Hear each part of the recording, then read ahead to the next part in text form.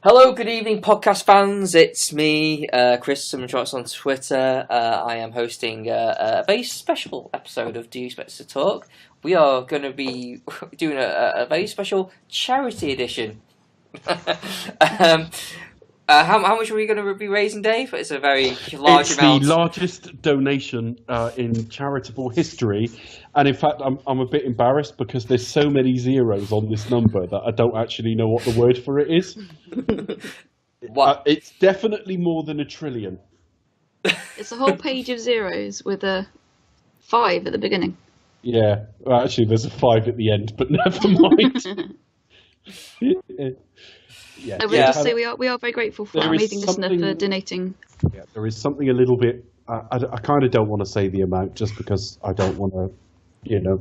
It's for the listener to share that if he wanted to. But we were approached we were joking around about Police Academy, and he came to us with a suggestion of a charity donation to a charity of our choice. He left it to us.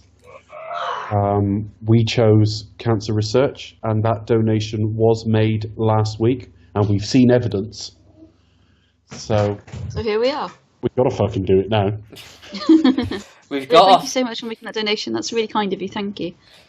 Yeah, and we have to follow through. Well, not like that. If you go to our Facebook page or our Twitter page today, although Twitter just links back to Facebook, we have put a link there. Feel no pressure, but we just put a post on there to say that we haven't asked for donations ever for this show because we don't need them yet. That's not to say we'll never need them, but at the moment, the website, although it can be temperamental at times, it does what we need it to do. So the pressure of all of you going there to sort of donate, through whatever web podcatcher you use, it's handling the traffic. Largely we do series where we either own them or we have to buy the odd bits and pieces, but maybe we'll come to something down the line where we've got to buy a whole series and then maybe we might ask. But our thinking is we haven't asked for donations, but if you have ever enjoyed this show or what we do and the now hundreds of hours we've put out without asking for anything perhaps consider a donation to cancer research, and there's a link from our Facebook page. And I've got to introduce everyone. So obviously it's Rebecca and Dave. Hello. And, Good evening, folks. And also Charlie brings tagging along for this. Yeah. The ride at the back of a cop car. Yes, directly to the Blue Oyster, apparently. It does. It did seem. I thought. Hang on, Blue Oyster, Charlie, right? No, Charlie wasn't a condition of the donation, but he was mentioned in discussions about the donation. So it was clear the donator wanted Charlie to appear on this, and Charlie wanted to appear as well. Indeed. So without further ado, let's begin the laugh fest. Count us in. Okay, well, should we do that before the actual film? Because it's not really that funny, is it? Sorry, did I say laugh? Oh, I meant to say crap. So, on the count on 3, I shall play the video. Okay. 1, Okay, good. 2, and 3. And it's playing. Yep. It's playing. First thing we should see is 1984. Blade Runner. Academy. Oh shit! Yeah, I was dead surprised when I saw that. Like, fucking hell. Which is actually a company that was from one of the Shaw brothers, the guys who made the kung fu films in there. The Lad Company. Yeah, yeah. Because I just assumed that was Alan Ladd the Jr. Shaw Brothers then? How did that happen? Or somewhere to that effect. Okay. Yeah, so obviously, you see that at the start of Blade Runner as well, so that's the first thing I could think of. So, yeah, basically, the premise of this film is the police can now hire any old twat. That is literally the premise. To be honest, that would just be the pitch as well, wouldn't it? We'll work out the details, but, any kind of arsehole you can think of. I wonder what was the thinking behind that. Like, what behind this film? Well, no, just the idea, like sort of like, why would you kind of let's just hire anyone? Were you that desperate for police? Well, I mean, if you think of the era, I mean, this is a little bit more mainstream and accessible, but it's certainly the same type of comedy as like a Porky's. But if you think back not that much further, Private Benjamin, Stripes. Now those are military, obviously, but they're films where people got, the whole point was someone who didn't quite fit. And I suppose this is that on steroids, really, in that if we just watched a police training school and they were all really good recruits, there wouldn't be a lot of comedy potential in that, would it? So the whole point has to be that none of them are up to it. Well, I think it's kind of like sort of like anyone can do it if they put your mind to it. If they're given a chance, they can actually achieve something. Most 80s comedies were about the fish out of water thing, whether it was you had Crocodile Dundee, even stuff like Beverly Hills Cop with the tough Detroit cop being put into the Beverly Hills, and obviously Star Trek did it with Star Trek 4. Sure. So it was that kind of thing that always had, and the comedy that ensues from these situations. And of course, it's the very fact that it's a current change. Oh, sorry. The film starts with the fact that, March this year, they've changed the policy. So all the people that are going to teach these recruits now are not used to this as well. So that's the other comedy factor. And again, thinking of Private Benjamin, there was a lot of that in that film as well. Yeah. She signed up thinking she was going to spend her time on yachts and stuff. But no. And there she is crawling through mud. This is getting more and more like Dad's Army as time goes by, in that more and more of this cast are passing away. And That's some of them sad. very young. David Graff here of Tacklebury died at the age of 50. That's not old at all. Oh my god. Yeah.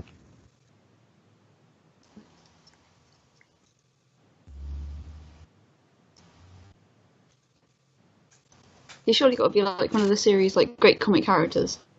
Tacklebury. I mean, I guess when you do... No, I'm not that. I'm just saying, like, yeah, I think the problem is they made so many of them, and they were one-note characters anyway. Yeah. So I mean, by the time you got the fifth one of like, oh, he likes guns, it's like, well, there you go. But this is kind of funny. Like, I mean, there is kind of the Reagan-esque kind of thing running through this, like with again with Beverly Hills Cop as well. You had what's his name? Not Taggart, the other one. Billy.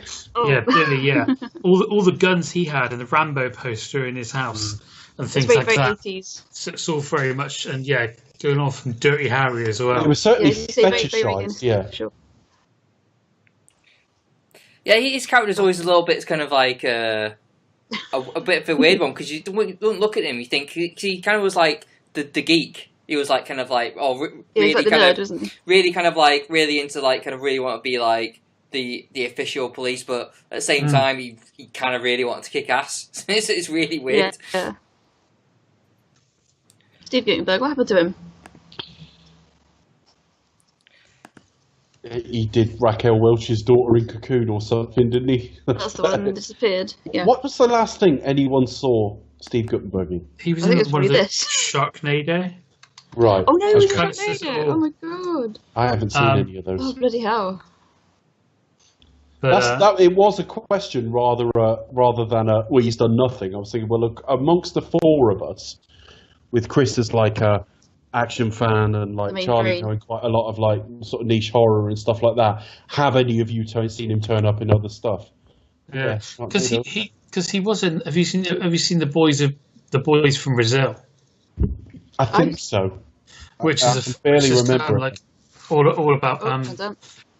the Nazis that escaped to South America, It's a Right, incredible story. yes. and he was in that. And obviously he was in stuff like Short Circuit and things like that. Oh yeah, no, I remember I stuff. think that's what I'm saying, though, that like I can remember him up till about 88, 89, and then he seemed to disappear. But Police Academy. Yeah. I mean, sometimes these people are still working. I mean, we might laugh at 60 Police now. Academy, but it was a popular franchise that had a film most years. Yeah. So, I mean, in terms of success, this is fairly high up the ladder. So I suppose that most of the things you're going to do otherwise are going to be less. Ballers, he was in Ballers. Just trying to see what else we've got here. Yeah, Sharknado. I love the way they slowed that down like it was mega action. Yeah, that was really clever. Really clever. Brilliant. You're going to pay for this. So he basically goes and joins the police to get back at his bullies. Pretty much.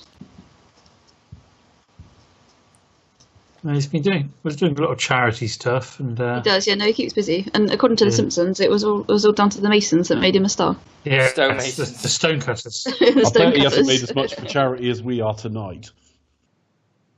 I think that's clearly really not. good. Obviously, when we reach a level of fame, you can do a lot with your public persona and raise a profile for charity, which is really good. So, I mean, in all honesty, though, had he never been visible after about 1987, you still can't say I love the this guy guy. flopped. He I had love a this decent guy. career. Again, it got really tired over so many films. oh, he's so funny. I do love him. I wish I had like his talent for doing voices and making noises and stuff. That'd be so cool. He felt like he never came like as big as he should have done. No, Or at least like in it terms seems of like Bobcat Goldthwait as well. Because I kind of think he's pretty much known for this and a few other kind of zany comedies like in the 90s. Well, But he's a director now. Goldthwait, no, is yeah, no, directing, he's a film director now. Exactly. And he's really kind of He's gone behind the camera now, which is really good. He doesn't He's kind of appear out till- there. the second one, yeah. Oh, he's in the second one. Sorry, which Yeah. is the one but he becomes a much bigger character around. He does. Yeah, He's got well, a- in the t-shirt. second one, he's the gang leader, That's what I mean. But they, and then they in sort the of have third a one, class, they don't they? and they signs him up in the third one. Yeah. I've forgotten the labyrinthine plots and continuity. Continuity drama. It was like, oh, we like you, yeah, you might as well join the gang. Yeah. I'm I paranoid. have to say that moustache that the cops say is verging on the scrumptulescent. Is that a real word, or was that one you made up? It was made up by Will Ferrell when he was doing Inside the Actor's Studio. Of course it was, yes. So, and it was his version of James Lipton, who basically spends most episodes of Inside the Actor's Studio kissing Making the up actor's ass. Yeah, he does. And he pretty was much. and he was trying to come up with a word for how amazing something was. So he said, "I'll make one up," and he came up with scrumptulescent. There we are. How about Most that? recently applied by me to Poirot's moustache in Murder on the Orient Express, and of course, the famous Charlie Brigden beard. Yes, That's very scrumptious, yes. thank you. If we ever put out a Christmas hamper, there will be a replica in there, along with all the ingredients for a wanked off, not fingered, and a dry wine. The thing is, though, it'll just basically be the what's his name, the captain in that episode of Blackadder. Yeah, that's it. Yeah. Oh yeah, because it won't be a perfect replica, which is lazy. Basically, it'll be a basket that when you open it, it'll have a little miniature of like gin, some olives, some sardines, and about 400 packets of bourbons, and a beard resting on the top. And a beard. Oh, these guys. So yeah, this guy's meant to be accident prone. That's his big comedy trait. Yeah. Oh, down she goes. Yeah, he's just smacked her right in quite a sensitive area there. I think they left that in, but I think he was probably meant to hit her in the sort of stomach, but it was certainly a bit lower than that. Rather than in the boobs. It was lower than that. He Right hit in her the lady area. legs. Yeah, yeah.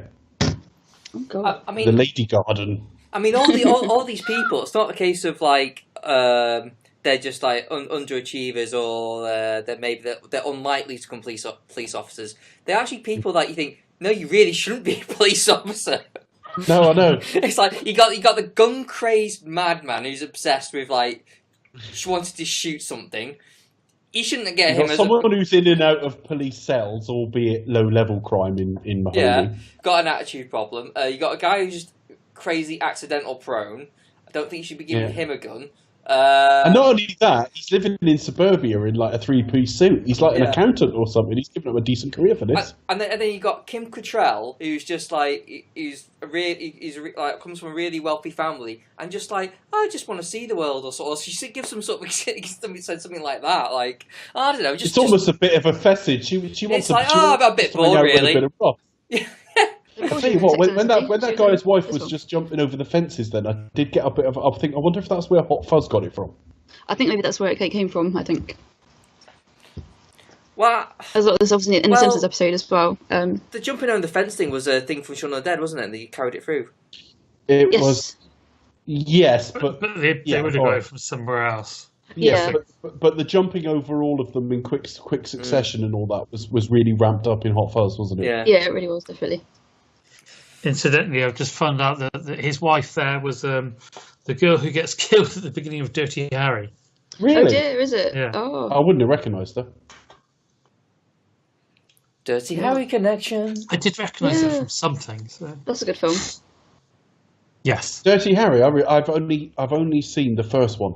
Do you reckon that's a series we could ever do, or not really? Yeah, I'd do it. I'd happily do them because I've not seen all of them. Yeah. And no, also, I find it interesting because theoretically he's a character I really shouldn't like, but the one film I've watched I enjoyed a lot. The interesting thing about The first one's brilliant. the good thing about Dirty Harry as a series though is like you can kind of think yes he's one of those characters like that goes against the grain, but you know in the sequels there is like a nice balancing act, like, and so he's there kind of like sticking to the liberals, but the sequel Magnum Force he's also going up against people who are more extreme than him.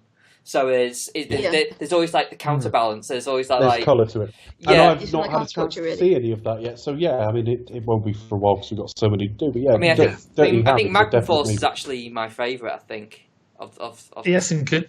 Somebody good told me partners as well. they thought Yeah. Magnum Force was the best one. Yeah. Yeah, the one who's got Tyne Daly in it. I think he's really good. Oh, God. She's really good with it. Now you can see how he gets so much fanny with a shirt like that. Again, we mean the front bottom. He's got some muscles there, hasn't he? Has he? Who are we looking at? Which one? Which one's got muscles there? Steve Guttenberg. They're so bad you need to point them out. It's like, there's one there, look, see? Yeah, alright, Guttenberg, yeah, a little bit. He's obviously, he's not Killed his wife. noticed. He's just not noticed.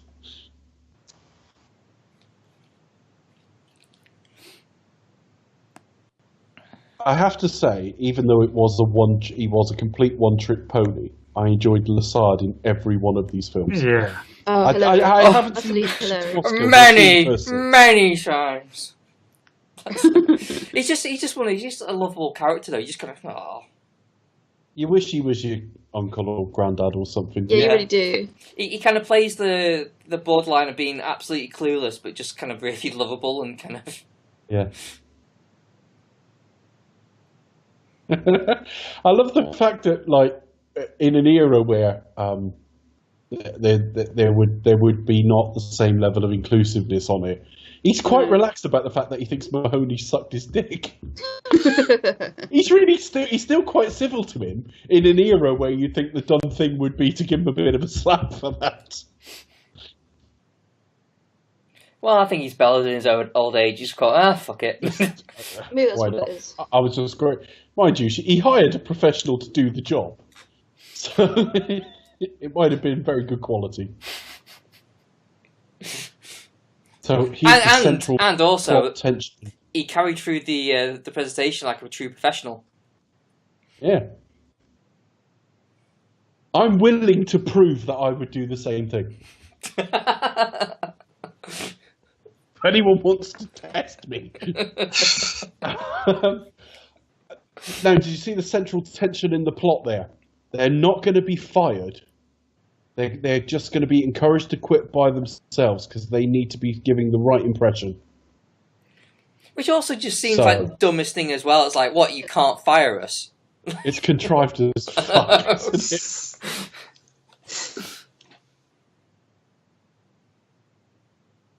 Oh dear. Don't they let them sort of go and put their backs away first? Now I know that their hair gets sort of shaved off afterwards. Those wigs are terrible. Look at that. Now Barbara Smith died a few years ago. Yeah.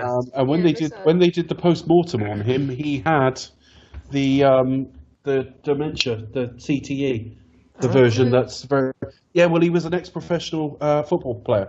Oh, okay. And That's why. basically everyone they've ever done an autopsy on a addict since Yeah. they know what they're looking for, and he had it. He had dementia brought on by his time in professional sport. They're trying to bring in sort of legislation around like protecting people from like heading the ball and things like that, for example, aren't they as well? We're talking about US football here, by the way. Yeah.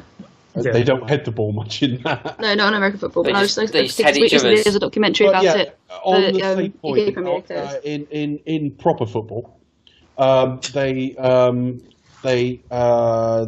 looking at that as well, because we've had cases of players who had a game where they did head a lot, having problems. Jeff Astle, former striker with West Brom in the 60s, died with a dementia problem, and I know they're looking at it more and more now. What about boxers then? They're going to be fucked, aren't they? What? So are you being hit in the head? Occasionally. It's only my job to get punched in the face. It's fine. That's the funny thing with me. I mean, I'm getting softer as I get older, so I'm finding it harder to watch like violent sports now. Anyway, but like I was always all right with boxing because they were trying to kick the shit out of each other. I was all right with that. To get like a concussive brain injury just to get a ball over a line does seem fucking stupid. Yeah. So I struggle with rugby because it's needlessly violent for what the game is. But if the aim of rugby was to knock each other out, then I'd go, well, that's fair enough. You know what you're signing up for. Exactly. But to get a ball over a line and have, flat ears, flat nose, and fucking brain trauma, it's not worth it. Yeah, there were an awful lot of jokes around this based around Leslie Easterbrook's tits as well through this series, as I recall.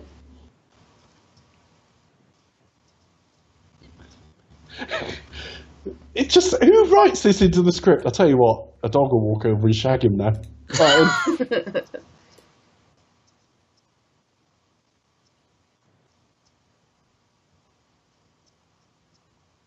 Captain Harris is keen to get in and get a bit of action. He really is. He's all over that. It's the golf cart. There is his name on it.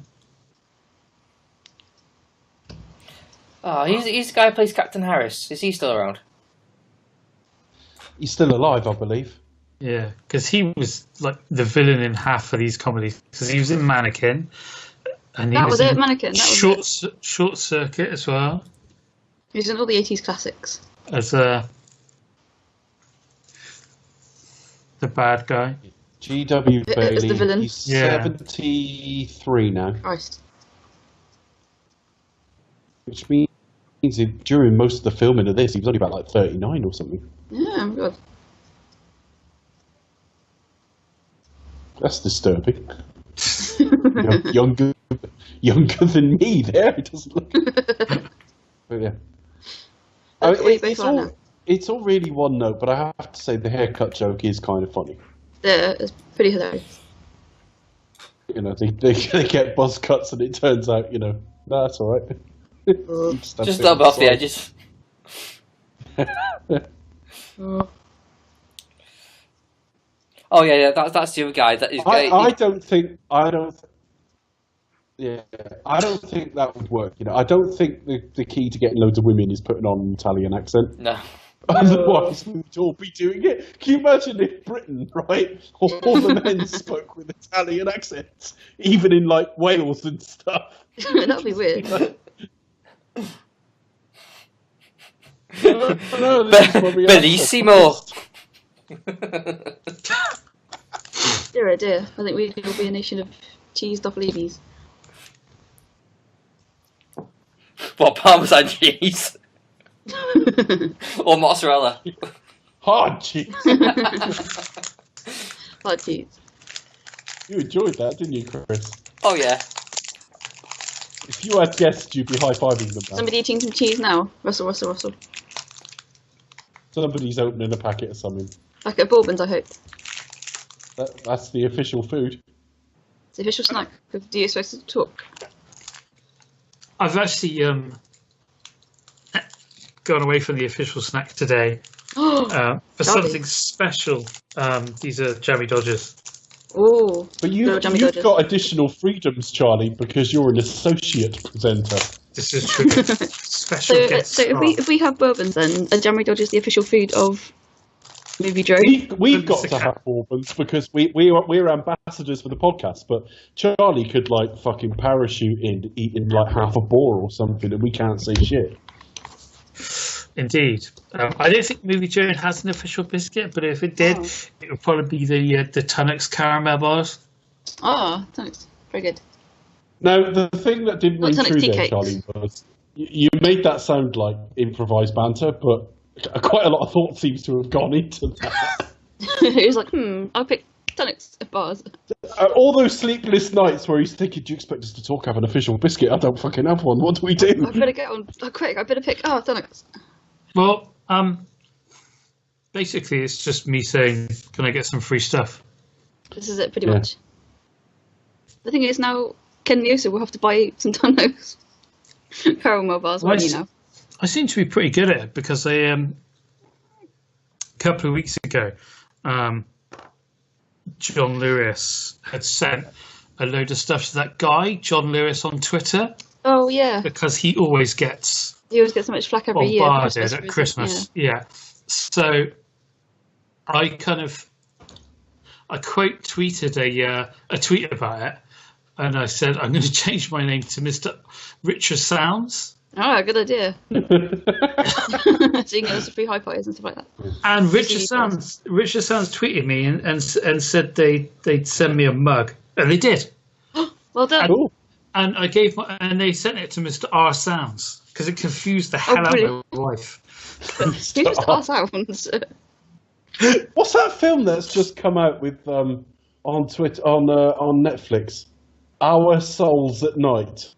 Oh yeah, Our Souls at Night. Yeah, I was going to say Americans don't Souls. talk about the way we pronounce ass over here.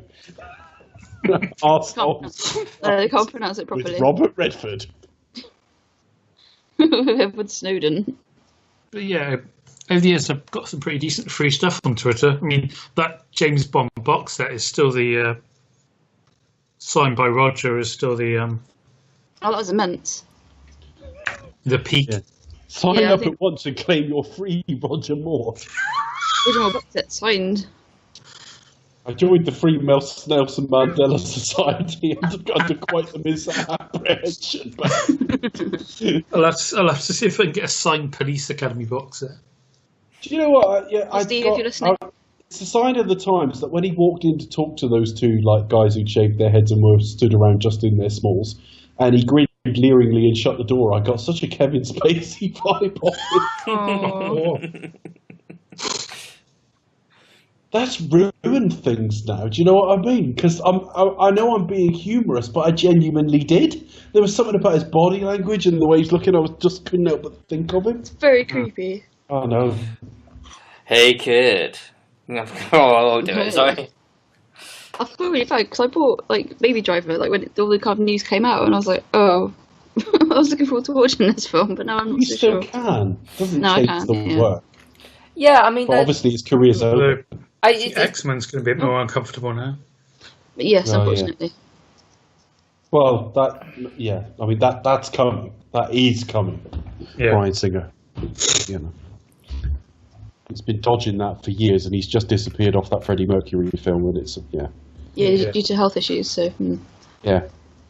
The health issue saying someone's chasing after him with a baseball bat. Well, give it time. Give it time. But again, he does fit. I'm not saying anything that controversial though, because he does fit the textbook definition of open secret. Yeah. Because of his stories about his behaviour for years. I heard there Yeah, was something that everybody kind of knows about. And I only heard there was like I know it was already openly gay anyway, but there was I heard there was like one accusation a few years back about something that happened at a party with the kid and he ended up getting cleared, or like someone who was underage Passing around young boys at parties. Yeah, like or something like involving them in the jacuzzi or something like that.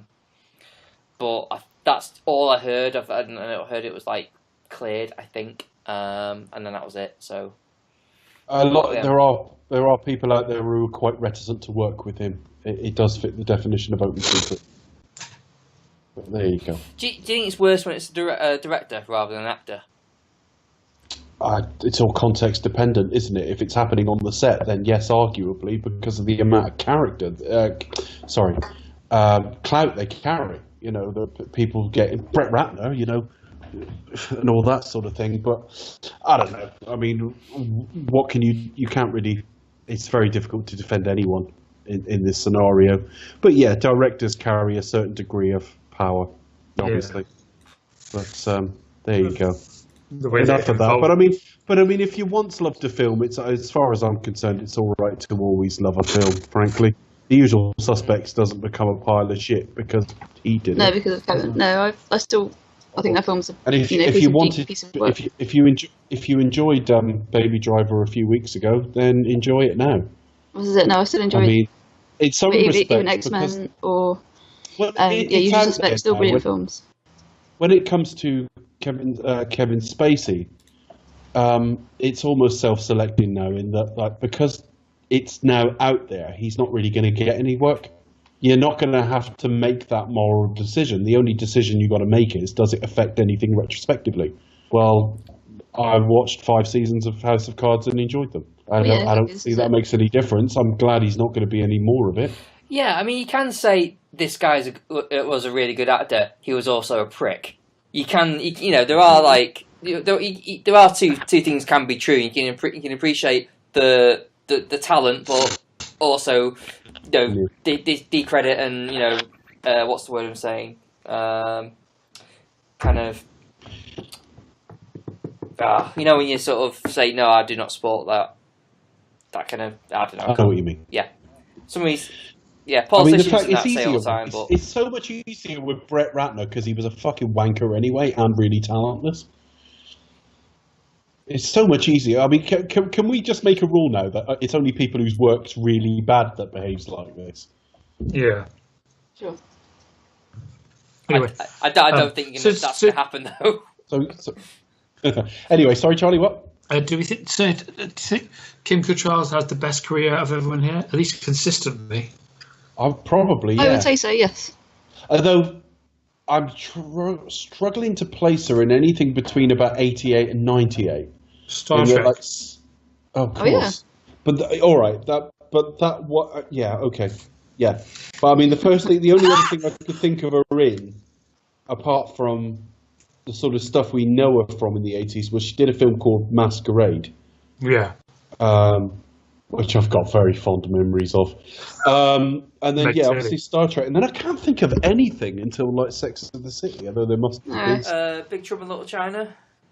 I was going to say. Mannequin, obviously, as well. Mannequin.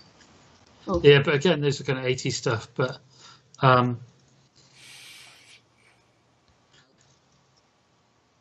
It's not a lot. It doesn't look like she did that much, really. No. We're not signed in. Really? No.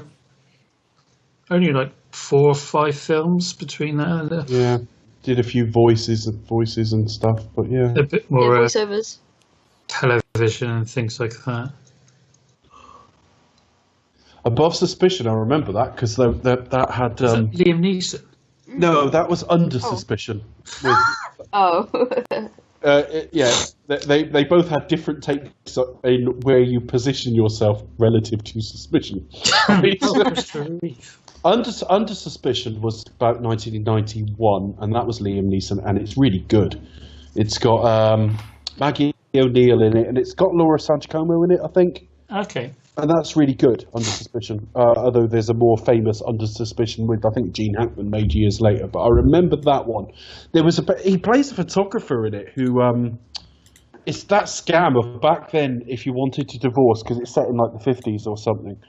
And if you wanted to divorce, you literally needed proof of like your partner having an affair or something. So he used to like set his wife up to like get in bed with these guys and fake a photo, and he'd like burst in the door and do the whole theatrical take in the photo thing. And he bursts in one day, and it's a bloodbath there. Okay. And it's like a full-blooded British attempt at film noir, but like in the early 90s. Above Suspicion sticks out in my mind because I think it was the last thing Christopher Reeve did before he was paralysed, and I think paralysis was a story point in it. Yeah, I just read the the Wikipedia line, starring as a paralysed police officer who plots to murder his unfaithful wife. Yeah, and I think before the film even came out, he broke his neck. Christopher Reeve would have been... William H. Macy. Oh, okay. Christopher Reeve would have been 65 last week. Oh. Heartbreaking. Very heartbreaking. Still, at least we've got Superman 4. and Village of the Damned, his big hitting stuff. Who else also in that was my brain is fucking fried. I'm sorry. Kirstie Alley. Just some great knowledge you dropped. On us. Kirstie Alley. Kirstie Alley. Yeah. Right. Who's also starred in Cheers with Ted Danson. Ted Danson. Right, we got there. She was also in Star Trek as well, so. Yeah, both of them were. Yeah, because Kirstie Alley's character was originally supposed to be Valeris.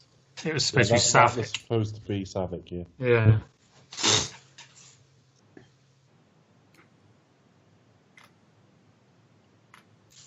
Even his body language is brilliant. Look, he sat slightly camply in that as well. It's great. It's just like, oh, lovely. He lived to a good age as well, didn't he, George Gaines? He only died a couple of years ago. Oh, brilliant joke here. Look, this is some top humour. Ready? Here we go. Any moment now, you're going to see some great comedy. Yeah. Look at that! It's vaguely shit colour. It looks like Homer Simpson. Yeah, literally.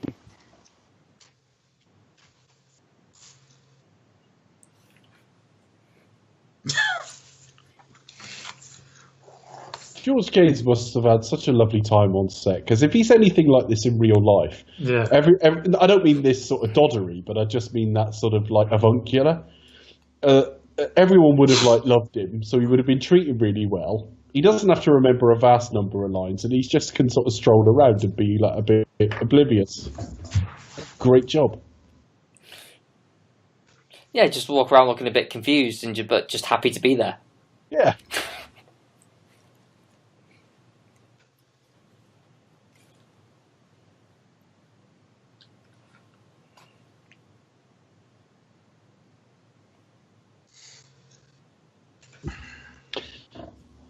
They took to kissing his ass quite quickly, didn't they, those two guys?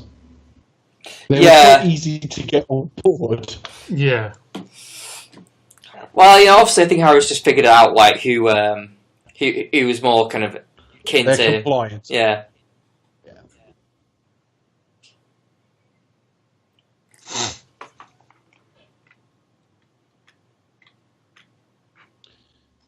Oh, dear.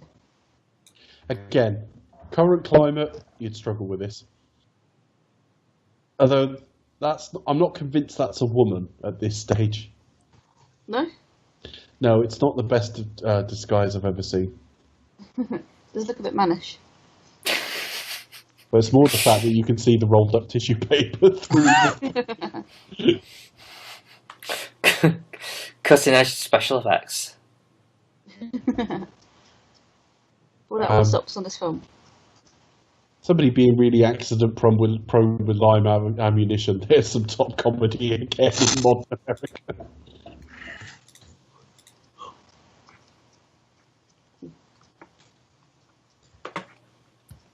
It's not until the second film in the Police Academy cinematic universe that we're introduced to Proctor. Which one's Proctor? He's the ass kisser for Harris. I remember him. Yeah, he's not camp's the wrong word. He's quite a softie, really, in his way. Yeah, idiot. Yeah, he was all right actually. But he kind of flipped. Once he was in the second one, it comes in with it's Mauser. Yeah. And then it's the third one Mauser as well. And then he's Harris's in the fourth. It's like he just suddenly just. He's just to whoever. He has no allegiance. I just love we're trying to remember it like it's like Harry Potter or something. Yeah, when did that plot point happen? That changed the whole universe when that happened.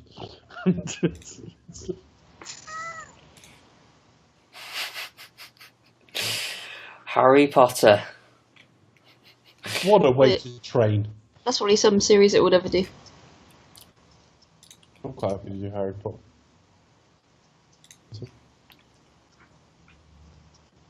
I haven't seen them for a while, actually. They've literally just come out in 4K this week, I think. Well, Harry Potter. Yeah, they've been released. I've still seen the last one. Oh, you got to see it. It's really good. Yeah, it's got some of the worst age makeup you'll ever see in a modern film, though. Unfortunately, it really has. Fucking dreadful. But if They you should can have ever left that get to out. the Harry Potter Studios in Watford, check it out.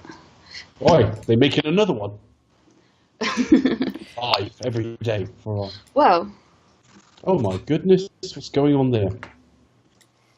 nudity. All you got to do is put on an Italian accent. I'll start doing that, and then it will be like, look Ciao, what's Bill. waiting.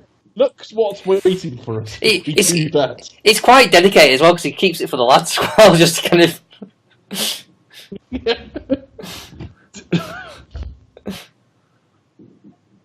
Well, I guess he didn't want many people to kind of like them to catch on, so anyone in the police force suddenly becomes Italian. I think only the first one. I seem to remember only the first one having like tits and stuff in it. I'm sure it got a bit more family friendly as they went along, trying to maximise the audience. Because I saw some of them in the cinema, quite a few of them actually, and of course I wouldn't have been able to see this, although my dad tried. My dad tried to take me to see this. He was so fucking clueless. He went. He said he never knew what to do with me. I've always been a bit. This is probably why I'm the age I am without any kids, because I'm sure I've always had underneath it all a bit of a phobia of being a weekend dad. It all going wrong, and then you don't have your kids and shit. Because not only did it look a really miserable life, but you could tell he didn't have a fucking clue what to do with me at all. You know, we weren't simpatico when I was that age, really. No. And one day he goes, Police Academy, we'll go and see that. And I said, we can't, you got to be 15. And he said, no, it's for under 15s. And I said, no, that's not how, I'm like 7 and I'm going, that's not how it works. No, it isn't. So he walks me all the way over there and we go in and they won't let me in. And I'm like, told you. I was an annoying little shit, to be fair. But yeah, so I nearly saw this. This is what can. You nearly saw boobs. Nearly saw boobs. Very nearly. I first came across Police Academy when it was like an animated TV show. Like it was on Saturday morning TV. So were the boobs well drawn in that? Yeah, there was kind of like Fritz the Cat. I don't actually remember them. But I didn't know there was an animated series. I had no idea. There because was. they did toys and everything. So then it was on. Then the third one was an ITV one evening. I was like, oh shit, they've done a film of Police Academy. Didn't know that. Tally and Lech sold separately. Well, he's only in the first one, isn't he? He's not in the others. No, he's not in the rest. No, I don't think. Well, the joke. I mean, I was about to say the joke was over, but that didn't stop them with any of the other characters, did it? I mean, by film 6, who didn't know Hooks was going to shout once every film? I know. That seems to be the thing. That's like, in this film, it kind of works because they build up to it. Yeah.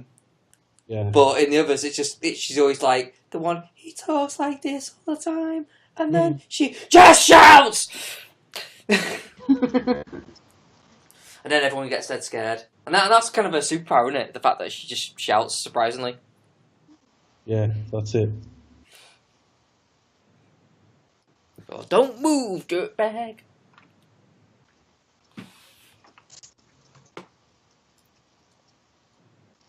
Just for the sheer datedness of it, the Blue Oyster joke is funny. Just because it's so like, it's just look how they characterised the gay community in that era. They get away with it because they gets away with it because basically I was just gonna say they get away with it just because they all look like they could have you in a fight. YMCA.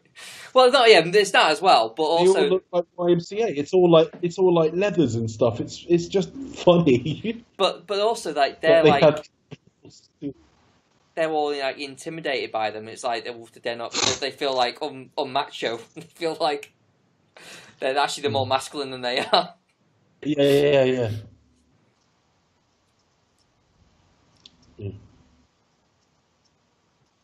Oh, continuity! I never spotted that before. Continuity error. Yeah, well, he'd shaved half his face, hadn't he? And then the Yeah. phone was back on. I think we should refilm it quickly. Sort that out. That'd be a recreation, wouldn't it? Yeah.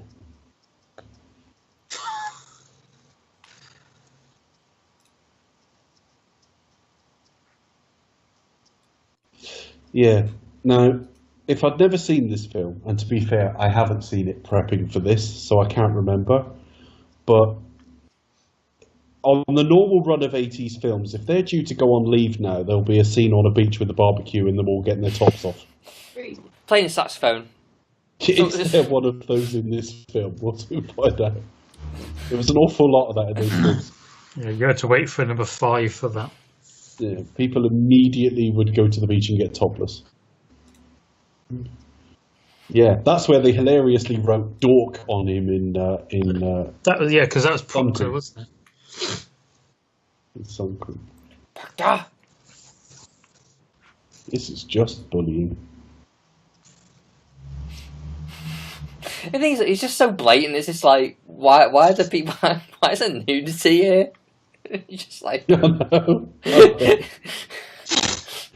80s films, I've said this before, it was almost like they suddenly were allowed to do these things, so they were going to. So they I mean, there were so many more sex scenes and stuff in films back then. It was just like, they were always almost unrelated to the plot, you know? because It's throwing a sex scene for good measure. the thing is, if you were making like Police Academy now, on the basis that this was all completely new and everything, you wouldn't have the boobs and stuff now because they'll just think, well, why? That'll make it a 15. Just cut it out and make it 12. We can sell it then. Having said Maybe, that, or they do it as what an audience you going for? Or maybe they did like Baywatch or something like that. Yeah. Because there are still a lot of the R-rated comedies where they do go. They don't necessarily have boobs because the boob thing is still kind of like nudity is still like kind of like the number one kind of thing for puritanical America, isn't it? It really is. They can have as many guns and people dying as possible, but put a pair of tits on there. I know, you can be disemboweled, just make sure you keep your bra on while it happens. Exactly, yeah. I think is it kind of like I don't know how the American system works, but because remember on 24, they could be quite as violent as they want, but as long as they didn't swear, so that's why Jack always says "damn it" all the time. No, that's true. So That was a TV show as well. yeah. But I just thought that's The one thing I do know is if you go through the BBFC for your rating, they're on the beach. There you go. With saxophones, Chris, did you prep that or remembered it? I remembered it. But let's be so face I- it. It is a trope anyway, isn't it? You're just expecting Kenny I know Jesus if to you be go- there. Just go, If you go through the BBFC with your film and they give you your rating, you have a full breakdown of why you got that rating, and you can discuss with them ways to get that rating down. If you go through the MPA, they just give you your rating and don't tell you. yeah. It's actually far more open to corruption on that very basis, that you've got to kind of guess why you got the rating you've got. You always hear things that is actually really unreasonable and just really kind of a bit backward sometimes. Well, I mean, Kevin Smith has talked about it in the past, that he's gone through it with a film, been hit with an NC-17 or something, and then has gone and sort of appealed it and given a bit of a presentation, and it's got through. And it just strikes me that that's not how the BBFC works. No. We know the BBC doesn't work like that. You can argue about the ratings of films and whether we have the right attitudes, but they are, it seems to me, applied consistently in this country. Yeah. I mean, they are like, I mean, I suppose back in the. Oh look, boobs, close-ups, boobs. I I'm think just taking listeners onto on a journey into the writing process there. Cut to boobs. Boobs. Oh, hang on. Male tops are coming up. What's going to happen next? Oh my God, it's tits. What is Steve Guttenberg on screen? No, I'm joking. No, I'm nothing against Steve Guttenberg. But yeah, no, I do really like the way the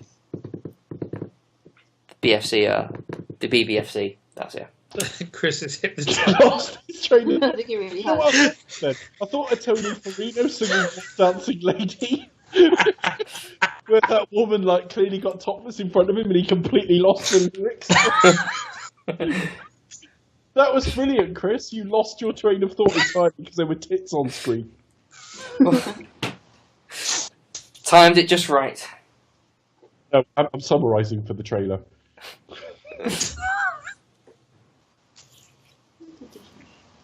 Well, my video isn't really working as well as it should, so that's just pure coincidence. That your excuse? So, yeah, well, it is actually. It's That's pure your coincidence. I'm not even lying. Oh dear. Look how terrified he is, look. I also like how you just easily, like, Steve Guttenberg and Kim Cattrall just have sex. They just go like, yeah. Where are we in the film? Oh, there. Right, let's do it then. There we are. He practically pulls out the script and says like, yeah, Sex. I think it says we have sex. Okay then. Okay. Oh dear. Do you reckon I could get away with that in real life? Just put out a thick wad of paper and go, it just says here we have sex. Obviously, I'd say it in an Italian accent to double my chances.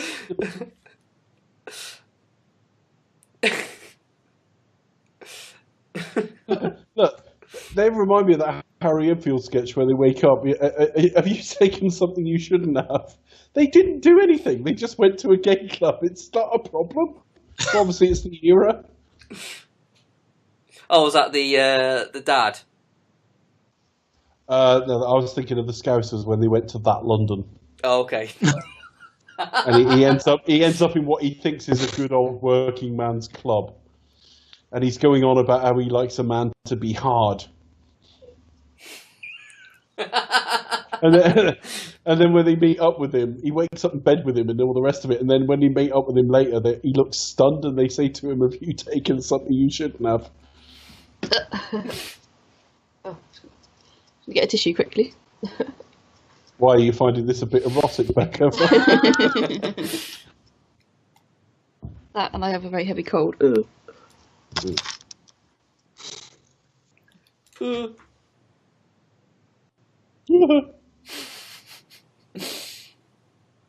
Yeah.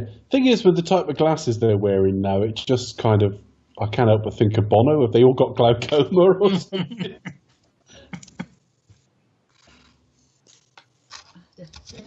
Is there no alternative but to giving them live rounds? That's crazy. I'm pretty sure that there is a lot of this in the Simpsons episode where Marge becomes a cop as well. I vaguely remember that episode. Because you got like, when Taco first, he's like, just, I want to get the guns. And there's a character and there's like, just give me the guns. And when he's told no, he's like, I've had it up to here with your rules. Well, there's the one where there's the burglar and they all go and get guns. Yes, that's the one. And they'll shoot them off, and and Bart has one as well. Which film is it in this series where Tackleberry meets a woman who's just as into guns as him? And when they go to bed together in the big fucking pile of guns, which is the parody of the trail of clothes to the bed. Yeah, I think that's the second one, is it? Yeah, because they get married in Bigfoot at the end. Do they? Oh, right. Is he a married man for the rest of the series? I don't know. The monster truck. Right. Bloody hell.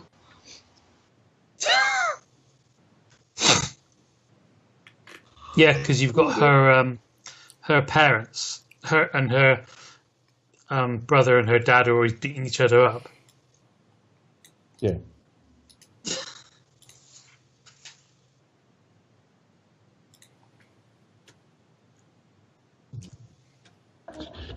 He still managed to keep the accent, though, didn't he? He really did, that's true.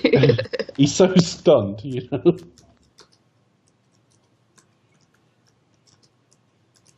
Ladies, if you find the Italian accent sexy, drop us an email. It's sextalk@gmail.com with the subject Mamma Mia. Yeah. Mamma Mia. Some subject like Mamma Mia, yes. This is where we need Charles Martinet with his Mario impression. Or, if you're as into the Welsh accent, because we do that more often, perhaps headline your emails, Mamma Mia should have brought lilies. Do you want to know why? Do you want to know why? Or you can do the Pierce Brosnan line. You burn me, we need my help too. No, not remotely Welsh, but that's the way we do it anyway. And you burn me, getting more and more sensual with each retelling. Right, now the thing is, in the full run of this I film... can't watch that now without laughing. It's I'm meant to be a really serious line.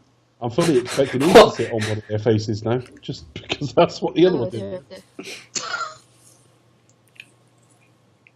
They do spend a rather lot of time in the Blue Oyster, don't they? Across the series, they do, yeah. What did they do when they went to Miami then? I can't remember. Was it a franchise of Blue Oysters by then? I don't remember. I don't remember Blue Oyster being in the Miami one. No. I think they probably thought, should we? Oh, we can't do it. So, but that would just be too silly.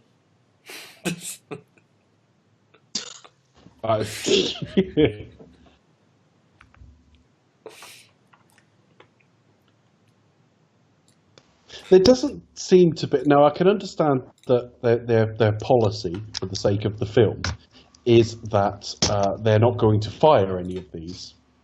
But there doesn't appear to be any pass-fail criteria here. Because all of these exercises, they can do as bad as they fucking want. It doesn't matter at all. I know, it's this kind of like, I suppose it's kind of like the PC culture, like we can't like sack them because it'll look bad. So, we have to make them quit, but we have to make them all quit because we don't really want them there. Just, but what if they're actually good at their job? Hang on a minute. He's just said, have you ever had a woman just throw you down and screw your brains out? Mahoney's answer was no. Oh. I don't believe that. Playing cookies. Maybe he was talking about pegging. Oh, yeah, perhaps that's what he thinks it means. Maybe it was, Maybe Police Academy is a lot more progressive than we believe. Yeah, and though knowing Police Academy, if they did do it, they'd have him walking like that guy in Top Secret after the bullet fucked him.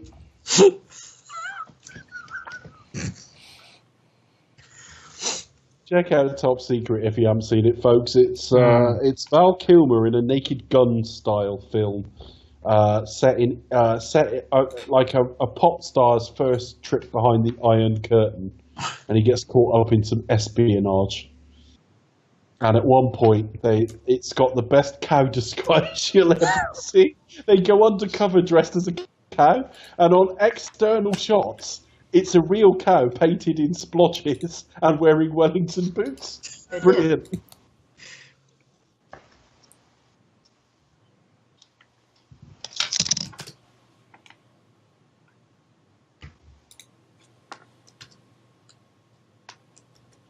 Oh, it's funny. This is much further through the film than I thought it was.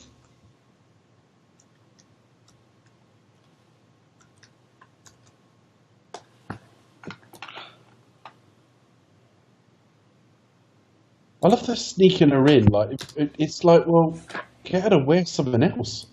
That's yeah. It's walking slightly quicker ain't gonna help. It can't be that hard to get. They've got kind of some uniforms or something. Anything.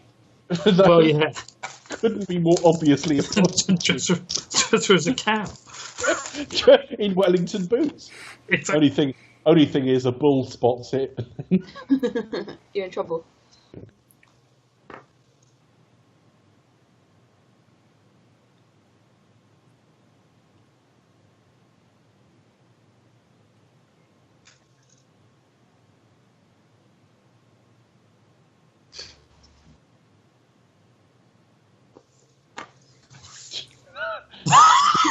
just a really blatant point.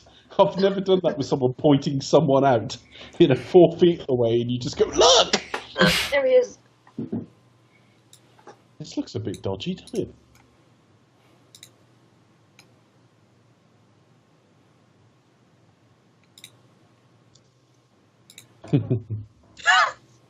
This is funny. It's a really silly little joke, but it's funny.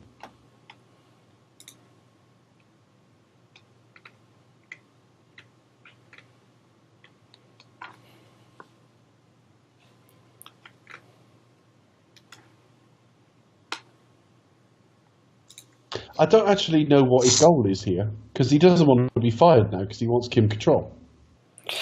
Yeah, Mahoney's arc kind of really weird, isn't it? He starts off like really not giving a shit, wanting to be fired. Now he wants to stay because he wants to bone Kim Cattrall. Yeah. And then at the end, he generally wants to become a cop. It's just kind of like all of a sudden, it's just like, oh, okay, yeah. I love that she just sees it right. He's right beside her, and she thinks he's paying for her. So you think she might check with him first? Not just go, oh, why not? It reminds me of the Major in Fawlty Towers. Anything that was ever put on his table he would eat. If you ever watch it, it's always like a little background joke. Obviously, any penis that comes anywhere near her mouth, she just sucks. Simple as that. I don't think the guy works as well if she's not that way. Just like, yeah. Can you imagine if Daniel Day-Lewis had played this part? Oh my god. He'd have had like he'd have taken 6 months of blowjobs to prepare. Never that. Yeah.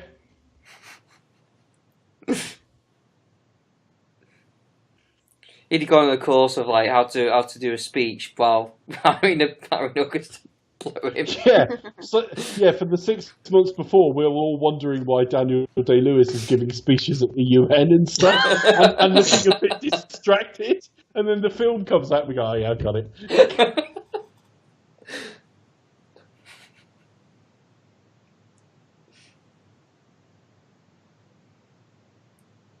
Yeah, why is he walking funny from the podium? It's very weird, very weird. Why does he keep crawling out of speeches? Yeah. Why is it whenever he sits down he puts a cushion over his crotch? Don't know. And he stopped wearing grey suits.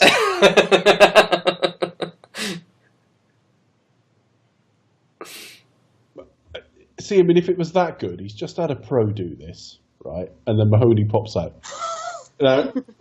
Wouldn't it be like in the next scene Mahoney's like fucking deputy commissioner or something?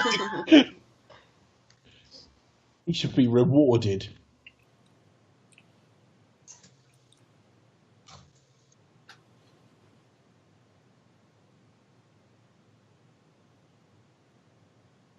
Can you imagine if you put like a sizzle reel together to get yourself like parts in films?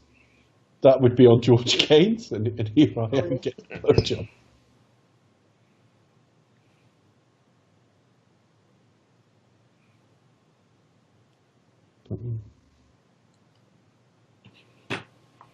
How do I word this?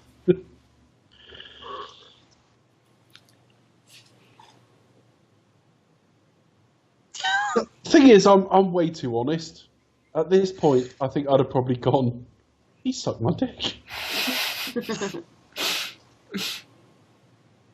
I mean, I'd make sure to look horrified and really shocked, just to sort of hedge my bets on the reaction I'm going to get.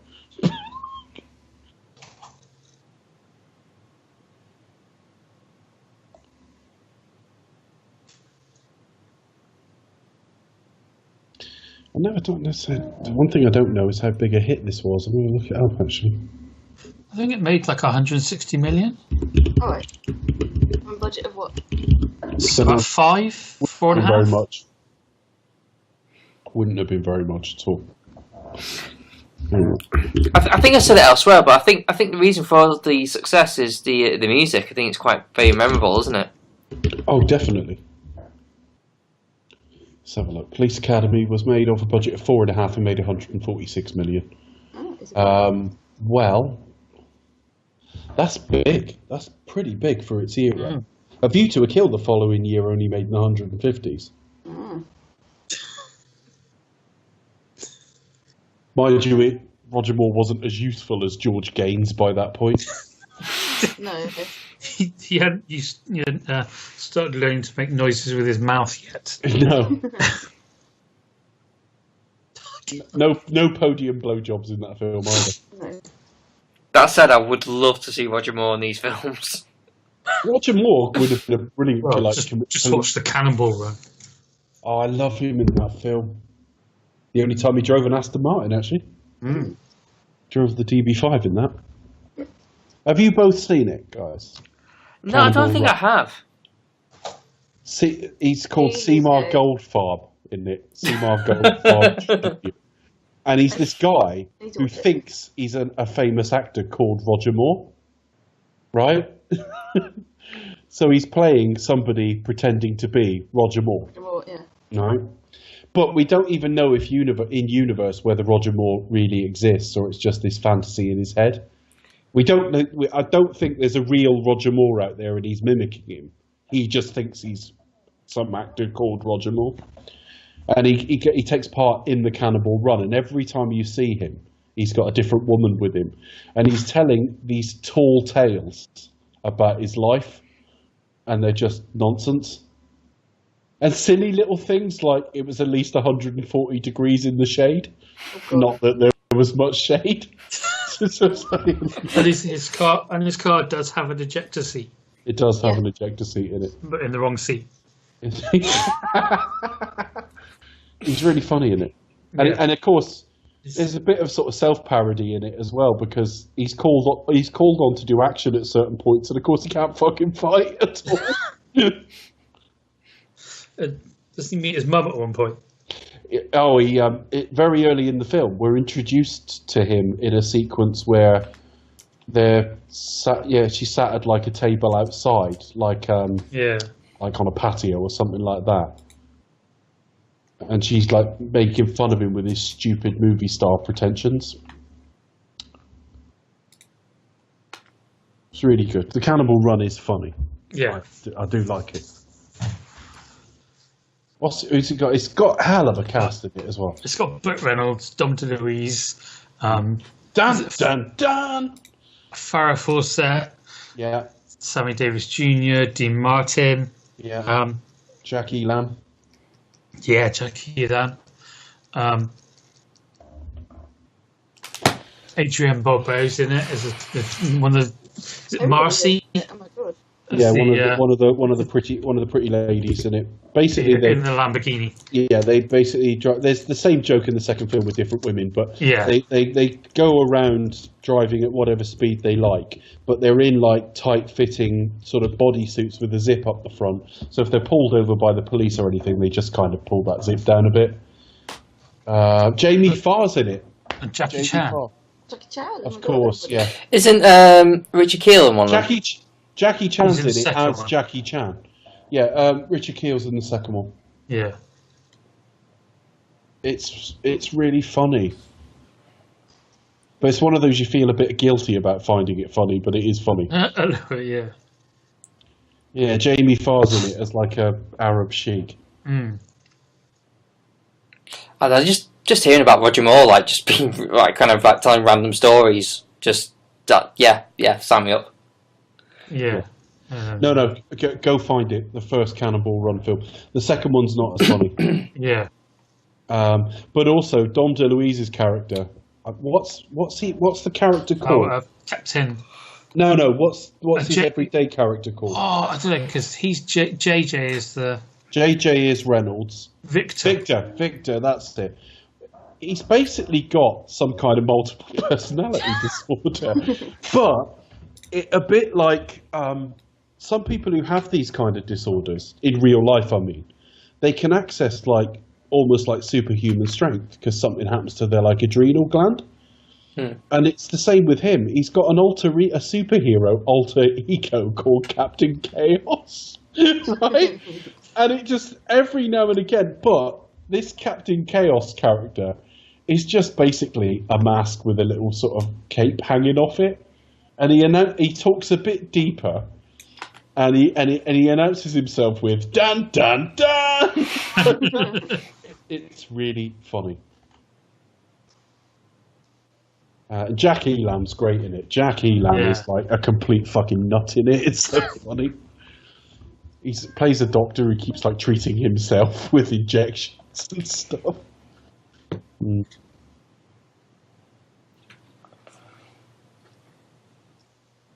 So yeah, he learned to drive quite quickly. Of course, what I didn't realise when I first saw this film is most American cars don't have like clutches and gear sticks. Yeah, so actually driving wouldn't be that hard, or it wouldn't be as hard.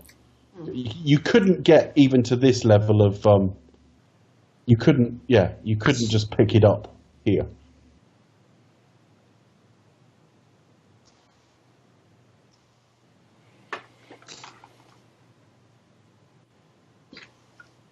I always think of Father Ted, where he hit that car, and the guy just walked over and smacked him right in the face. Yeah, it's cold, isn't it, a priest? And it's clearly an accident. You just immediately belted him.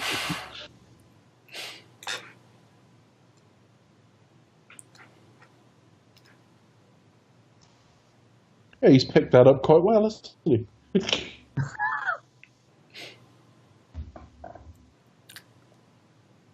The other one, when I talk about, like, because I think it was a Hal Needham film, Cannonball Run. Yeah, it was, yeah. Smoking the Bandit. Yeah, didn't he make Hooper as well? He did, yeah, which is a great film. And that's the one everyone forgets. Yeah. Because, like, even if you've not seen it, everyone's heard of Cannonball Run. Everyone's heard of Smokey and the Bandit. And I say Hooper to people and they don't know what I'm talking about. From Jan Michael Vincent. He basically plays an aging stuntman in it. Yeah. It's great, as I recall. I've not heard it. No. And he's the massive bar fights. Epic bar fights. Hooper is just another one of those films from around the same period. It didn't have as big a cast, obviously, as something like Cannonball Run, and it never got a sequel. So it tends to be forgotten, but it's of a similar standard from the same period. So if you like Smokey and the Bandit and you end up liking Cannonball Run, you will like Hooper as well.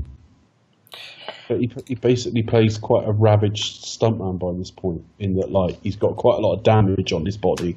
And there's like a young up-and-comer and all the rest of it. But there's a hell of a stunt at the end of that film. The stunt with the car going across the canyon, they did that for real, didn't they? Yeah. Yeah, because Needham was a stuntman, wasn't he? Yeah. Yeah, it's an incredible jump because the distance on it. So yeah, there's your homework, Chris. Hooper and the Cannonball Run. Just looking them up now. Smoking the Bandit, Cannonball Run, Hooper. The War Wagon and I don't know that one. And Stoker Race. Oh God. Stoker Race is that about a NASCAR driver? Yeah, it looks very NASCAR. I was wondering whether to blag it, but no, honesty is my policy. I've not seen it.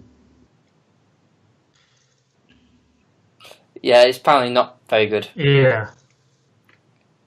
I mean, the thing is, they're all of their time. We're not suggesting any of them are amazing films, but they're kind of funny. And Hooper, I haven't seen for a lot of years. Cannonball Run, I've seen within the last 12 months because someone was talking about it, and I was like, oh, I need to see that again.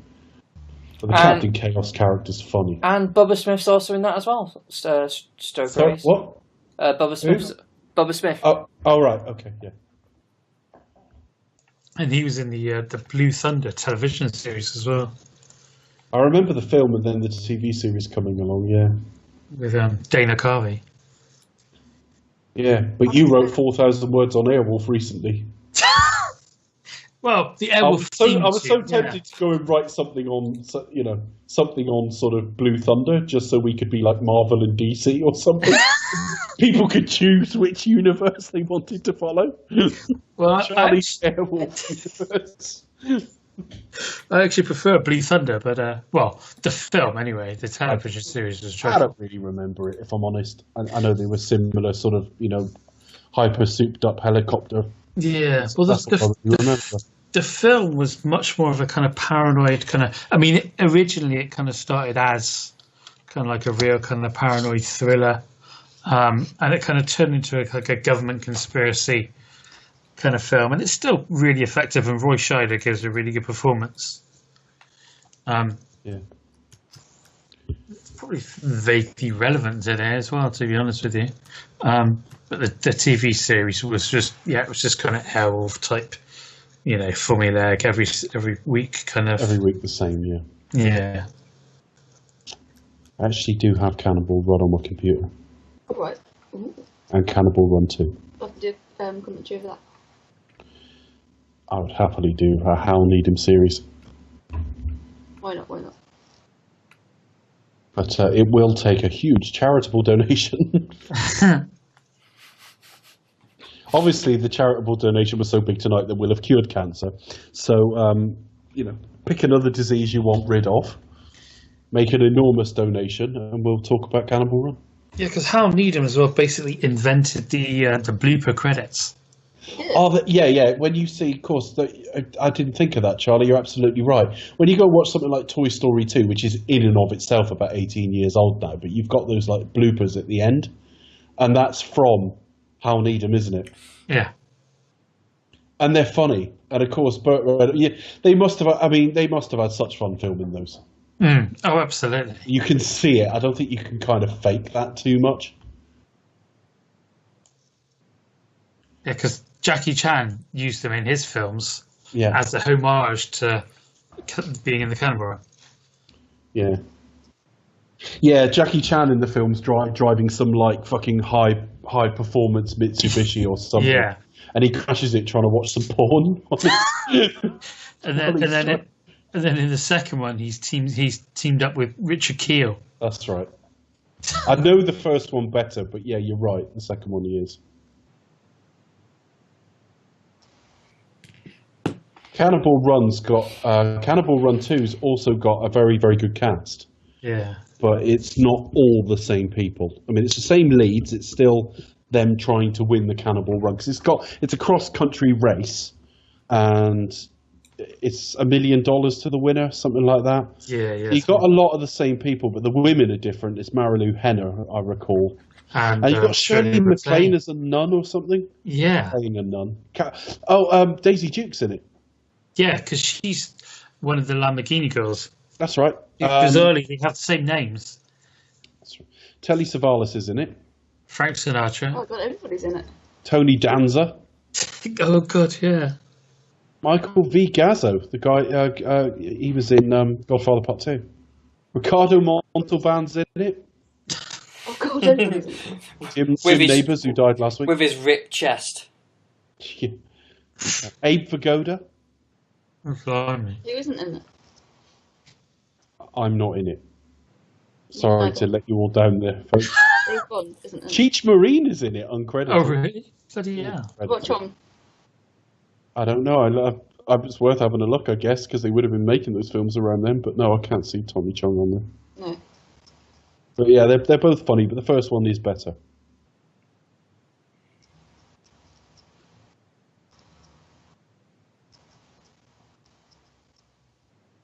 Yeah, stunts. 104 credits he's got, Hal Needham, for stunts.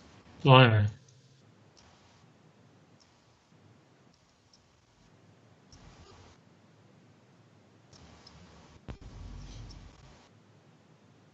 Yeah, Hooper. He also made Cactus Jack, which was fucking shit. Oh god, that was Arnold Schwarzenegger who was in that, wasn't he? Also known as the villain, yeah.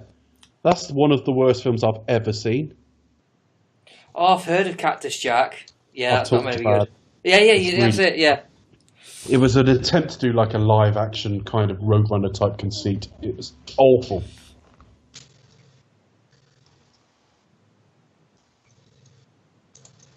Oh, bit of girl on girl there. All right. That just reminds me of Hot Fuzz. Yeah, I know. That's what I'm thinking of, I think. Can't be a bit of girl on girl.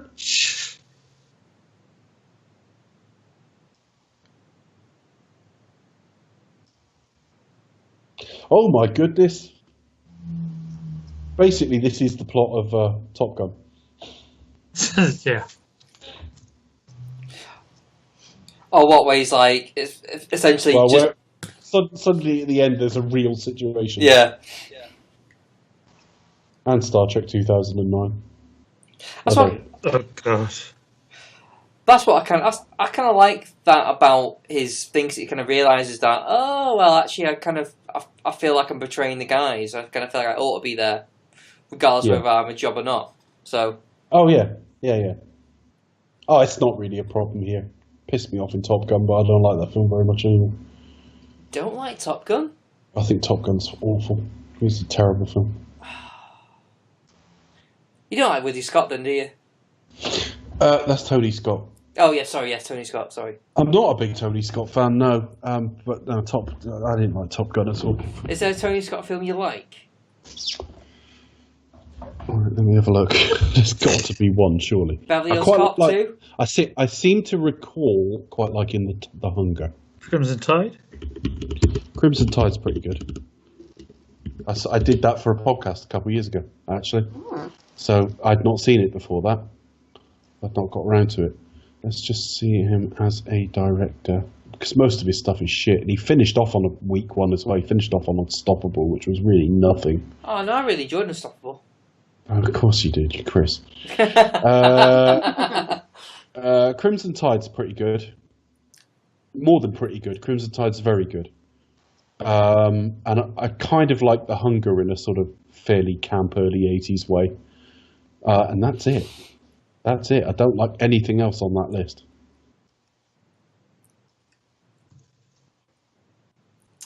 You're not Beverly Hills Cop 2, no? I know you look quite like Beverly Hills Cop. I love Beverly Hills Cop. The sequel just bored the shit out of me. Okay. That's one series I've never seen as well. Have you not seen any of them, Becca? I've seen the first one, but You have seen the first one. ages ago. That's what you need to see. That's all you need to see. Yeah. And it's good. I'm trying to think of it. Is there any comedic actor who's had a better 3-film run than that? 48 Hours, that, and Trading Places in 3 years. Trading Places is genius. Yeah. And in the same cinematic universe as Coming to America as well. What was that Joe film? Lewis was 137 years old. What was the film he did that really flopped? Who made him go, no, maybe not. That was a John Landis film, but just was it John Landis? What? You're on Eddie about Murphy. Yeah. Well, he's done plenty of flops over the years. The first one he did, where it was like, oh, he is fallible, was The Golden Child. Yeah. That was the first one where it was like this guy had a phenomenal run, and it was like, okay, this film's not that amazing. Trying to think. Although I actually really like The Golden Child. Yeah, I so only do I. saw it in cinema, so I've not seen it. I've not seen it since it came Charles out Dance. 31 years ago. Actually, no. Best Defense, because you had. That was a mess. Desi Moore. It's on there as 1984, but it was actually re-released. It was released 2 years later, actually, and all of his bits were filmed afterwards. It was like a complete retooling of the film to try and rescue it. So he wasn't in from the ground floor there. Yeah, because that was Dudley Moore as well, wasn't it? Yeah. You had 48 Hours, Trading Places, and then Beverly Hills Cop. Yeah, that's the three. Well, in But Best Defense is listed on IMDb anyway. It's listed before Theoretically, that. yeah, I know, but in reality, that's not how it played out. And then it's Golden Child. Yeah. And Cop 2, America. And then he made all the kind of Pluto Nash and things like that. That kind of Harlem Nights. That was his career. That was a big fallible one. Yeah, Harlem Nights and another 40 hours. He didn't do a film for a couple of years after that, and he was interviewed and he said, I did a couple of shitty movies, and it was those two he was referring to. He did Boomerang. Still, at least he didn't get anything wrong after that. Boomerang, Distinguished Gentleman, Beverly Hills Cop 3, Vampire in Vampire Brooklyn. Nutty Professor, which is okay. Metro, Mulan, which I haven't seen. Doctor Dolittle. Mulan was okay, but he was like the comedy sidekick dragon. Yeah. Oh, Mulan's amazing. Yeah, Mulan's really good, and I enjoyed that one. Bowfinger's alright. Bowfinger's more than I alright. think Bowfinger is actually very funny. Can we try that again, this time without the erection? We could do Steve Martin movies. That's another series we could do. Yeah, but I don't know much about Or film. indeed selected Eddie Murphy movies. I'd want to watch The Jerk, The Man with Two Brains, of the Bowfinger, and that'd be about it. Maybe Roxanne. Father of the Bride. Dirty Rotten Scoundrels. Dirty Scoundrels, Oh, definitely. Planes, Trains, all right. Automobiles. Oh no, definitely those two. Yeah. I'm sorry. Little Shop of Horrors. Little of Horrors, even. I never think of him when I think of that film, even though he's so memorable in it. It's because he's not the main role in it, but he's fantastic. Bill Murray as well in that. Bill Murray, that's In one. his scene. Yeah. Little Shop of Horrors I saw in the cinema as well. It's really good. Oh, look at you. Yeah. Forgot about Metro. Jesus. I would go into. I'm not a great theatre guy, but I would go and see Little Shop of Horrors. Totally. I must seek out the original as well. I remember getting it on DVD years and years ago. The original Little Shop of Horrors is a Roger Corman one, so I would moderate your expectations. It's a classic. Was it made? One is made on a bet. That I you think can it make might a have been, film yeah. in like a 24 hours. Very little Roger Corman's done. He did it. Is a classic, Becca. They're all like real. Oh god, yeah, no, definitely. What Roger Corman will be best and rightly remembered for is giving lots of filmmakers their first go. Well, exactly. Coppola's first film was a Corman. James Cameron's first film was a famously. Joe Dante. Joe Dante's. Joe Dante, yes. Well. I was using another name associated. So I'm glad the guy existed, and he taught a lot of good filmmakers to work frugally as well. Exactly, he teaches how to do it on a budget. He's done very few of his own films are great though. Yeah, because he was always much better as a producer. Yes. Oh, certainly. Yes, because he's good at sticking to a budget as well. You can trust him with your money. Yeah. And especially probably the best ones for me of his kind of producing career was the Edgar Allan Poe films he did with Vincent Price. So Little Shop of Horrors, he'd made a bucket of blood, and the sets were going to be torn down in 2 days, so he decided to make a film with those sets. Yeah, they did things like that. They just utilised the same, just knocked a second script out really fast to do something on those. Yeah, more or less. And as I say, quite often that would be when you get like a first-time director in. So like Coppola's first film, Dementia 13, is a Corman.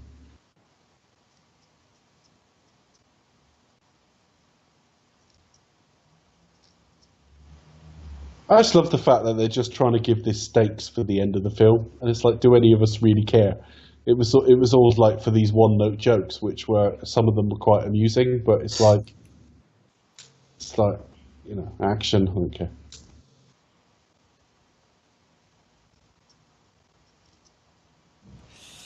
Yeah, I always find like the riots are just very unusual. It's like in these films, it always seems to be like, sort of. They spark off just by like that random bar fight. Like one guy gets punched and then gets knocked over and then starts punching someone else. Then everyone just starts. Make me laugh because like there'll be one altercation where somebody starts suddenly it gets physical between two guys, and then suddenly people 20 yards away the other side of the bar are giving it fuck.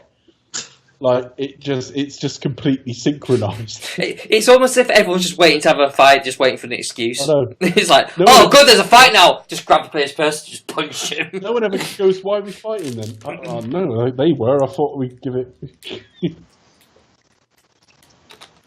I thought it was a new dance or something. We're just. It was a dance. It happens in most films. It's quite funny. The only other thing that's like as overacted as that as dancing scenes in films, because if you go into the average club or you're at the average wedding or whatever, particularly men, but some women as well, but usually men look quite self-conscious dancing, and most of us don't really want to do it. We only do it because like women insist and stuff. Generally stereotyping, but there's a lot of truth in that. And whenever you see like a nightclub or a wedding in a film, everyone is dancing with such fucking gusto and enthusiasm.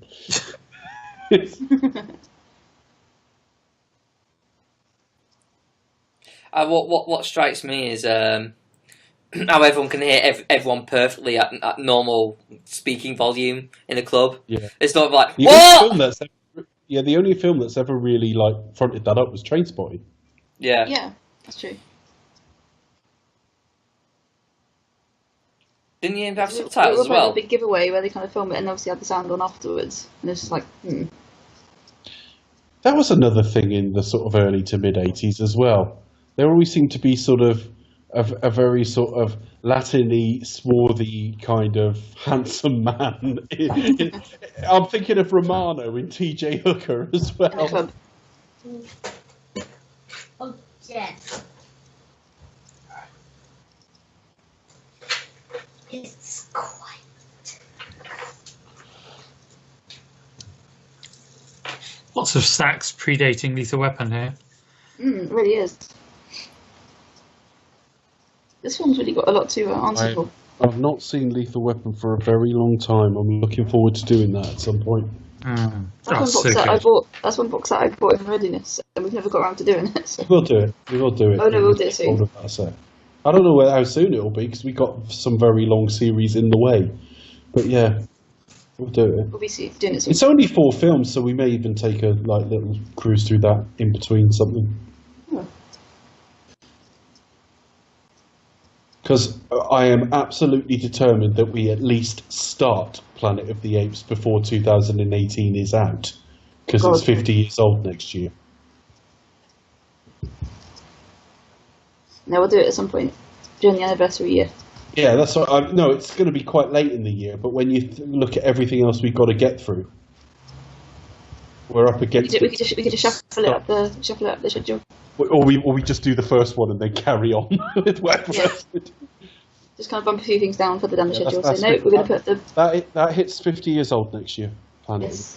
So I'd like to get that series. That's incredible as well, isn't it? But we've got to do Tarantino and Marvel and a couple of other little series to break up Marvel in between. So we are going to be a little bit up against it. Of course, the new one's just come out on DVD as well, isn't it? The Swift photo. Yeah, that arrived on Monday. Yeah, Monday it did. Got that in 4K. Along with Spider-Man Homecoming. Yeah. Which I've also got in 4K, but it's an upside. Swift photo. Yeah. A really Homecoming. really great Michael Giacchino score and Spider-Man. And Spider-Man. I really liked his score for Planet of the Apes. Oh yeah, it's amazing. Really, really good. I think that's one of his best scores. That, Incredibles, and a few other things. Analysis from Abrams. He's done so much. So many great things. And Up. Ratatouille. Ratatouille, I think it's probably like my least favourite of that series. Pixar. There's several Pixars I like less than Ratatouille. Just in terms of the score, I mean, the film I think is probably up there, like as we said on previous series, like Cars is probably the one I'm perhaps at least enamoured with. I never really got to grips with it. I think I just need to keep trying again. But in terms of the score, I think animation's great, very funny, great premise. But I don't know. I just find it's very uninspired. I mean, it's still a very good score. But it's not his best, like, for me, but I'm sure there's something I'm missing somewhere. I just love all the limited language. You can't just leave it as, I don't like it. You've got to go, I'm sure it's amazing, but I don't. Actually, no, I just feel bad because I do like Giacchino a lot. They're not listening. But I just feel it falls short for me a little bit. But like, they write how many scores a year? It's not all gold, is it? I know, this is it. I mean, It works really hard. Of all the commercially available music out there, you'd think film scores, by their definition, would almost be the most variable in quality because of the speed they've got to put them out at. I think it's entirely appropriate. I've probably got to approach it with fresh eyes. Let's say might have to do with. But it might still be. It's not very good, Becca. It's perfectly acceptable as a point of view. You're not knocking the guy. I don't see a problem with that at all. I've just said that, like, I really liked his Planet of the Apes work, and I was completely underwhelmed by Spider-Man: Homecoming. Well, there's nothing wrong with that.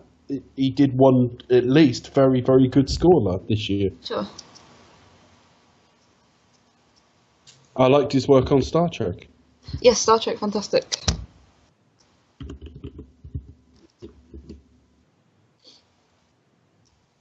Thing is, he's not an old man either. He's got a long, long career ahead of him still. Indeed, yeah. Definitely.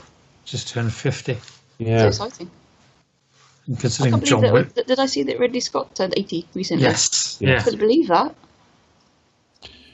Well, I mean, Blade Runner's 35 years ago. No, I know, but still. And he had a career making adverts and stuff before. But he's still making films. Yeah. And that was about 5 or 6 years on from the Duelists. Yeah. And considering he's just done the thing with replacing Spacey with Plumber. Yeah. Oh, that's true, yes.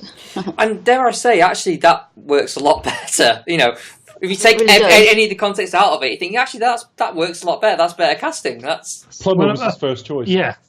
The studios wanted Spacey. really okay.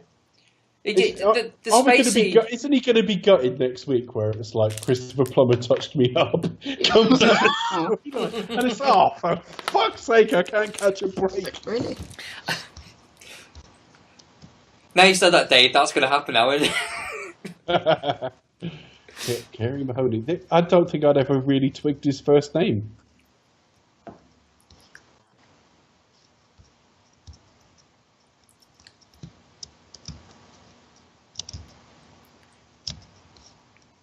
Which bit are you up to now, boys? Because and gals, because I'm completely out of the loop. They're getting their medals. Yeah, near the end. I think randomly Chewbacca should be stood behind them and not. Yes, I think that's a good idea. Then he turns to the camera and goes, "Arr!" Has Mahoney That's a really bad impression, sorry. Has Mahoney been reprimanded for like snogging a fellow officer? There we go. Yeah. No, we get we got the blowjob. We got the replies of the blowjob joke in a minute coming up. Oh, yeah. We've had Hightower's inspiring speech. Thanks. Yes. Yeah. Yep, And thanks. then Officer Mahoney, and he's going to give some speech. Actually, the more you watch him, he's not that good, is he, Steve Guttenberg? Aw. A little bit. Is everyone around him? I've always thought he had a decent screen presence. Yeah.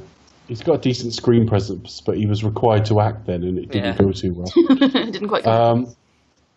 And he's now getting a blowjob and Despite breaking wearing the fourth a wall. t-shirt that's quite sexy. And Lassard's looking away, giving them their privacy. You two young lovers. Do you think that was the thing that Lassard actually started to like, so he started to get a hooker every time he got to the podium? I like you just happen I to. don't understand it. I write the budgets, and our podium speech days are costing thousands more than they Thousands used and to. thousands. They should do. I don't understand it. We take the fucking stand with us. There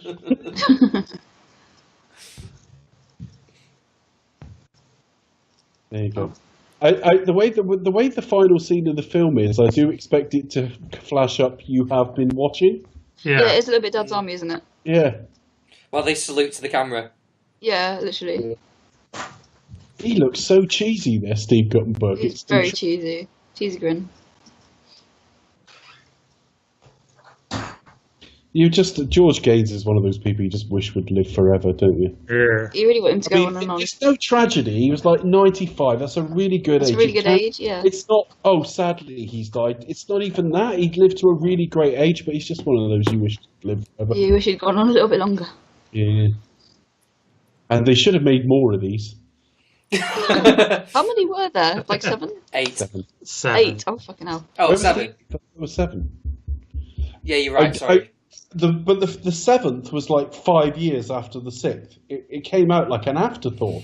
I was at the cinema watching something in like early '94, and it was something completely unrelated. I.e., when you go and see a film now, the trailers normally have some closeness in tone to what you're watching. So you go and see like a kids' film, there'll be a load of like cartoon type stuff.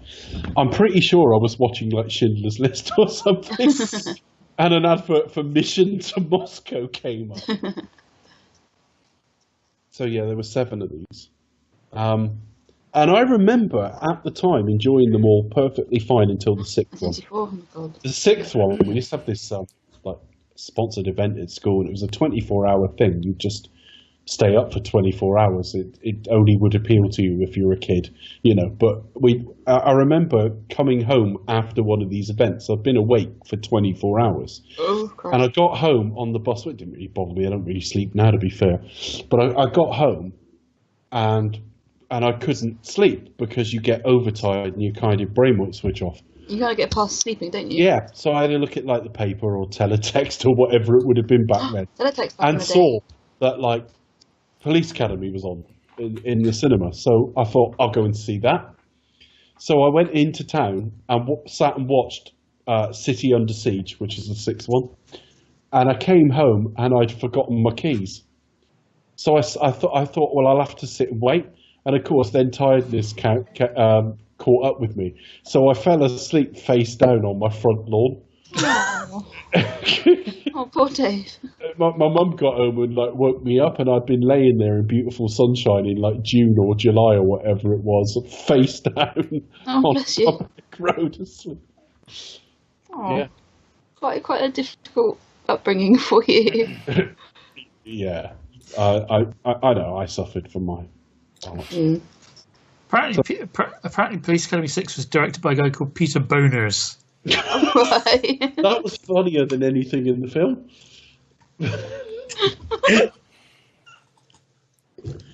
How old are we? Now, well, we're at various ages, Becca, but we've just cured cancer and got a dick joke in there. I think I think we did very well. You can't get better value for your 14 squidchillion that was donated. 14 squintillion. The whole page of zeros with a 5 at the beginning. Incredible, because he's a teacher as well. I didn't know they earned that well. Those who can, teach. If you can't, well, then you're That's screwed. it. That's not the saying, Becca. Because you've brought it up, we're now going to insult teachers. It's those who can do, those who can't teach. No, I'm joking. Don't worry. No, I think fantastic. But no, just seriously, thank you ever so much for your donation. It really does mean a lot. There's something that's kind of unfortunately, it's been affected, like our family, and we've known people have been affected by it. So this donation, I think, has hopefully helped and make a bit of a difference as well. So thank you ever so much for your donation. Really appreciate it. Yeah, I mean, even if we can cure a little cancer with it, like earlobe cancer disappears now thanks to this podcast. Earlobe cancer. Yeah. Just a tiny little one. Yeah. Just a little. Just chipping away. Police Academy series. No more fingernail cancer. One Diet Coke of calorie cancer. Police Academy and some dick jokes. All these series that are coming back, you don't really see Police Academy among them, do you? All the kind of shows that are getting a modern remake. Police Academy will get a reboot. I can be reasonably confident about that. With Steve Guttenberg. I wouldn't have thought so unless they stick him in the sort of commandant side role as a kind of. I think he probably that would have to be the only place for him. Now, wouldn't he? He'd have to be in that role, and then some up and coming. Would be in his role. They had a live action series as well. I don't remember that. Apparently. I don't know. I don't remember that. I think I barely remember the animated series. 1997. Really? According to Wikipedia. Oh. Yeah, if you look at Wikipedia on the series, there was talk around 2012 as well. Shaquille O'Neal was going to be in the Hightower role. Really? But of course, that's 5 years ago, and the last update was somebody's been hired to write the script. So that as a concept has disappeared. Shack Attack. And unfortunately, it's not going to be McG doing Masters of the Universe now. Damn. Oh dear. The replacement's not much better. That film's going to be a little bit like. It's going to be shit, isn't it? Yeah. The cartoon's not that great now. Of course, it's nothing He-Man has ever been good. He-Man. What? The cartoon. I mean, even the legendary. logic of it, magical powers were revealed to me the day I held aloft my sword and said, and it's like, well, why did you do that? Where did that suddenly come on you as a fucking idea? What about She-Ra? And then you point at She-Ra, a scared She-Ra. cat, which is the same show. She-Ra's the same show. My cat Cringer Only with extra became boobs. Battle Cat. So we've sorted cancer out. Well done, folks. Very good job. Okay. Pat on the back. And we don't have to announce the next episode either, because this is outside continuity. That's a relief. So bollocks. Sod ya. Please enjoy the next episode, whatever it may be. Good night, everyone. Bye. Good night. Fuck cancer. Night. Fuck Cancer. Fuck. Yeah, screw you, cancer. Fuck it up the ass. Well, don't do that, but. Well, can do. I'd watch. I wouldn't. I don't think you should be kink shaming Chris. Yeah. I don't know. It's I either apologise. Cancer. I'm sure Anyway. that like other 80s stuff like Rainbow wrapped up much better than this. You know, it was goodbye and that was it. It wasn't like carry on with some anal sex references. Yeah, and then 20 years later, you had Jeffrey in the whatever advert. Yeah, what did he do? Adverts for something, didn't he? And he was like he was a taxi driver or something. Yeah. What was that for? Oh my god. What did I see them in recently? I'll tell you what, let's plugging discuss that something. offline. Good night, everyone. good night. Fuck Rainbow. Oh, no.